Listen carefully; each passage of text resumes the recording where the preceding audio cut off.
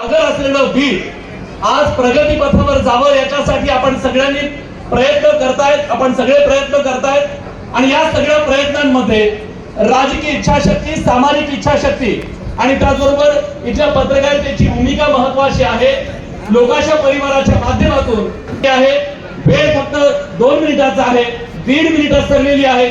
30 सेकंदात फक्त एवढं सांगतो की बीडची माती संघर्षाची आहे, बीडचा माणूस कष्टाळू आहे, बीडचा माणूस प्रामाणिक आहे, बीडचा माणूस इथल्या सामान्य माणसांवर एकमेकांवर प्रेम करणार आहे, जाती धर्मावरच्या पलीकडे जाऊन एकमेकांना गुण्यागोविंदाने राहणार आहे.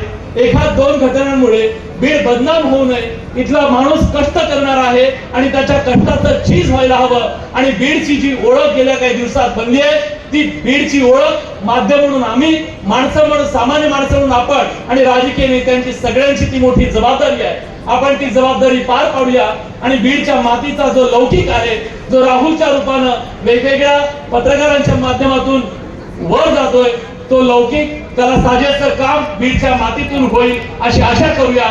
पत्रकार म्हणून सुद्धा आम्ही तुमच्या सोबत आहोत. आम्हाला आवडत नाही बीड बद्दल अशा गोष्टी हे करायला, झालं गेलं, पण आता यापुढे निश्चितपणे बीडसाठी एक योगदान देण्याचा शब्द देऊन आज या व्यासपीठाची रजा घेतो. धन्यवाद आणि पुन्हा एकदा मनापासून आभार.